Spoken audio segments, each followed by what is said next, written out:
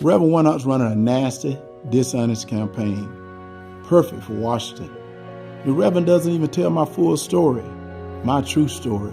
I'm sorry, stop, pause. The sappy music is too much. This is a man whose own aides do not trust him because he cannot tell the truth. I'm serious. Walker lied to his own campaign staffers for months about children he had fathered that he kept secret while simultaneously continuing his years-long crusade against absent fathers. One aide would tell the outlet, and I quote, "He's lied so much that we don't know what's true." Which brings us to this. I mean, serious accusations that in 2009 that you paid for an abortion. First question, do you know the woman that is making this allegation?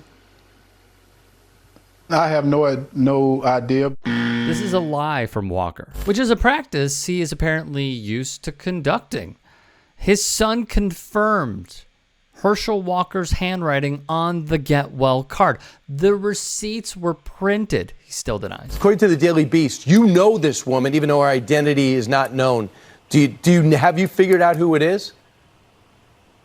Not at all. Not at all, Walker answers. The woman with whom Walker paid for an abortion, per the Daily Beast, said her chief concern with revealing her name was because she is the mother of one of Walker's own children, and she wanted to protect her family's privacy as best she could while also coming forward with the truth. I mean, all we need is Maury at this point. He has yet another child with another woman and claimed to not know her at all. One has to think the religious right has certainly had enough of this, right? Amen. This is the fight of his life, holy God. Amen. And we call forth your ministering angels to be his defenders. And we ask you to rebuke the devil. Amen. Nope, not in the slightest. To quote the mother of his child, asked about the role faith played in Walker's life, the anonymous woman who identifies as a Christian herself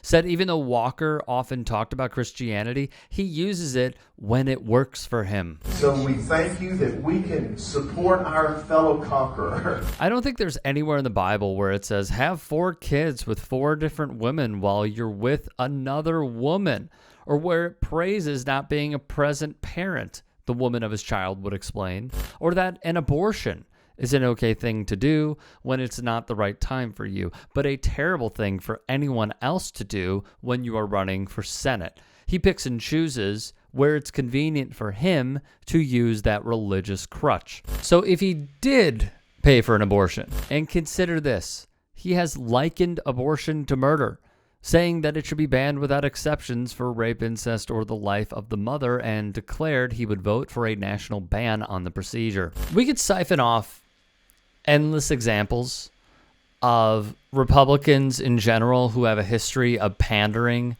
to the religious right when they truly do not give a damn about the self-proclaimed values they espouse. You mentioned the Bible. You've been talking about how it's your favorite book.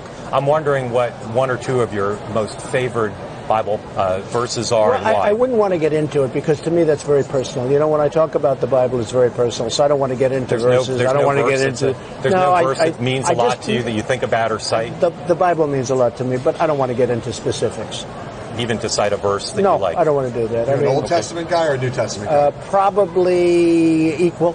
I think it's just an incredible...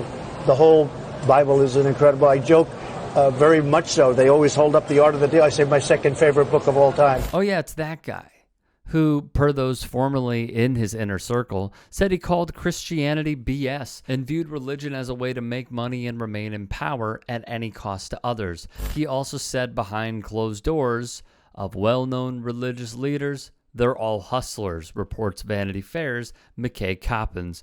Adding former aide said he dismissed various faith groups with cartoonish stereotypes and derided certain rights and doctrines held sacred by many of the Americans who constitute his base. With Herschel Walker, what is the defense now? By the degree to which he is, he's been through a long, tough period. He had a lot of concussions coming out of football. He suffered PTSD. Please keep in mind that I am concerned about one thing and one thing only at this point. So I don't care if Herschel Walker paid to abort endangered baby eagles. I want control of the Senate. Here's a riddle to unpack, wrote Jezebel's Kylie Chung. Republicans want to gain control of the Senate so that, among other things, they can pass a national ban on abortion. Because supposedly, abortion is murder, and fetuses are people. And the very same Republicans do not care if they have to campaign for a man who paid for his girlfriend's abortion in order to impose this disingenuous worldview on a nation that overwhelmingly disagrees with it. As everyone knows, I had a real battle with mental health. Stop, pause. This is wrong. We all know of Walker threatening to shoot his ex-wife, Cindy Grossman, his own son. Family values, people. He has 4 kids, 4 different women, wasn't in the house raising one of them. He was out having sex with other women. Do you care about family values?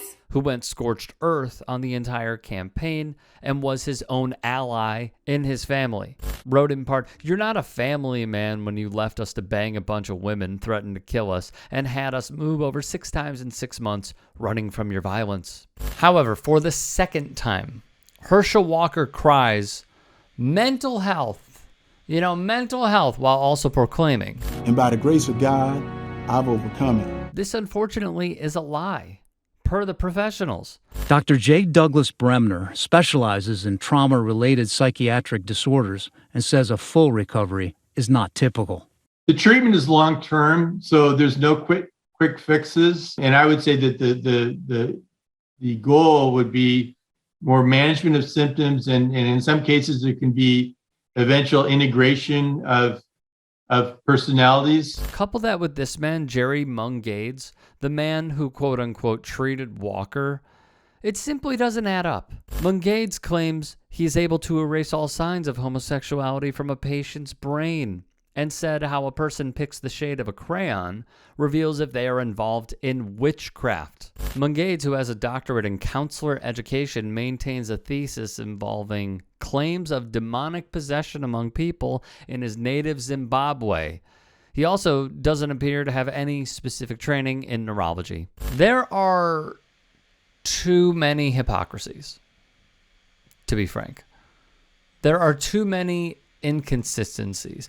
Yet, if there is one constant, it's this via Xavier Pope on Twitter. The white racist GOP arms around Herschel Walker is beyond disgusting. These people really ain't blank, y'all. They are telling you what they really think of women, black people, family values, democracy, and responsible government all in one election cycle.